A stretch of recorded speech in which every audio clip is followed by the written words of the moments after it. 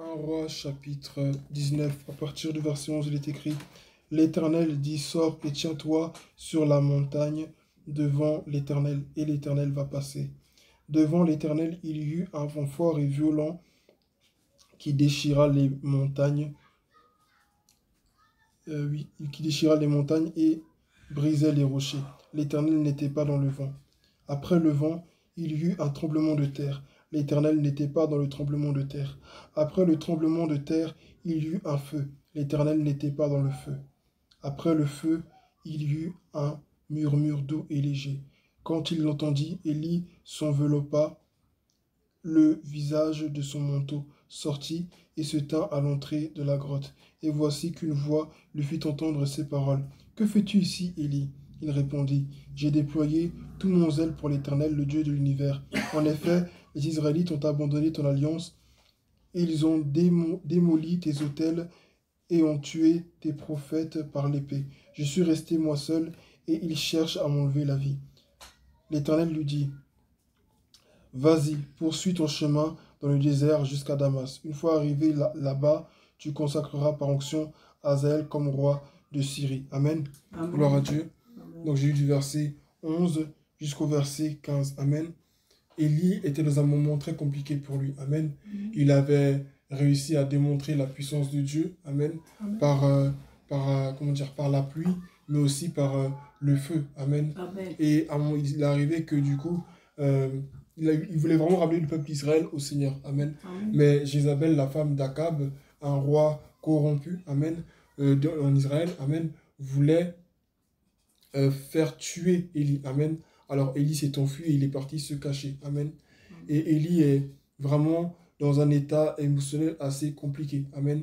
Il ne sait plus vraiment quoi faire et il a besoin d'un signe de Dieu. Et il y a plusieurs manifestations qui se font voir là. Il y a un vent violent, il y a un tremblement de terre, il y a du feu. Mais l'Éternel n'était pas là-dedans. Amen. L'Éternel était dans un doux murmure. Ce soir, ce que le Seigneur veut nous rappeler, c'est que toutes les sensations ne viennent pas de lui. Amen. Nous ne devons pas être de ces chrétiens qui recherchent les sensations. Amen. Les sensations sont très dangereuses. Et j'ai écouté un message là-dessus il n'y a pas longtemps. C'est très dangereux. Et l'ennemi qui sait, l'ennemi sait les chrétiens qui sont attachés ou toutefois assoiffés de ce genre de choses. Et qu'est-ce qu'il va faire? Il va passer par ça pour te tromper. Amen.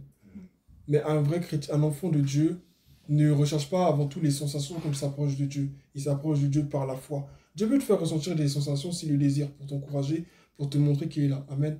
Mais c'est pas parce que tu n'as rien ressenti que Dieu n'était pas là. Amen. Ce n'est pas parce que tu n'as rien ressenti intérieurement ou extérieurement que Dieu n'était pas présent. Amen. La manifestation de Dieu, tu la vois dans les résultats de ta vie. Amen.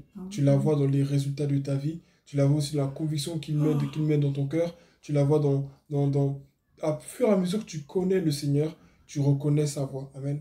Et la voix de Dieu n'est pas forcément rattachée à une sensation quelconque. Il peut te faire ressentir de la paix, de la joie, comme des fois, un sentiment complètement contraire à la paix, parce qu'il ne veut pas que tu ailles là-bas. Amen. Donc, il faut vraiment être attentif.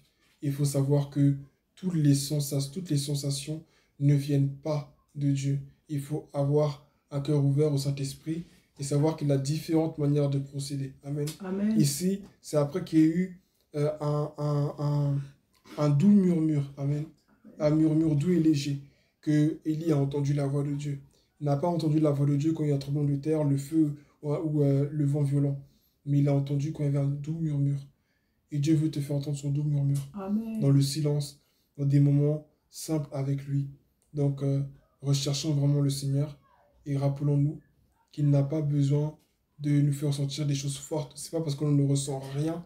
Et ça, c'est une phrase que Dieu me dit depuis plusieurs années déjà, quand je suis un peu en train de me questionner. Il me rappelle toujours, il me dit, ce n'est pas parce que tu ne ressens rien qu'il n'y a rien. Amen. Amen. Ce n'est pas parce que tu ne ressens rien, tu ne vois rien, et où tu n'entends rien qu'il n'y a rien. Dieu fait des choses, et je vais finir par cet exemple-là. Dans le livre de la Genèse, dans le premier chapitre, vous voyez qu'il y a un silence. Il ne se passe absolument rien. Mais là, il dit, au commencement, l'Esprit de Dieu planait au-dessus des eaux, autrement dit au-dessus de l'abîme, autrement dit encore au-dessus de ce qui n'existait pas. Amen. Amen. Il planait, il était en mouvement, mais pourtant il n'y avait rien. Qui le priait? Personne. Qui ressentait sa présence? Personne. Mais il était là, et il était en train d'agir. Amen. Amen. L'Esprit de Dieu veut encore agir, mais ce n'est pas parce qu'il y a un silence qu'il ne se passe rien. Il y a eu un silence au tout début, mais ce silence annonçait ce que Dieu allait dire, ce que Dieu allait faire. Amen. Amen. Il y avait un silence, mais après ce silence, Dieu allait parler. Amen. Donc, recherche le Saint-Esprit, et le reste là, les sensations, tout ça, ça viendra plus tard. Et si tu ne ressens rien, c'est parce que tu ne ressens rien qu'il n'y a rien. Ça aussi, c'est être mature spirituellement. Amen. Amen. Que nous le Seigneur.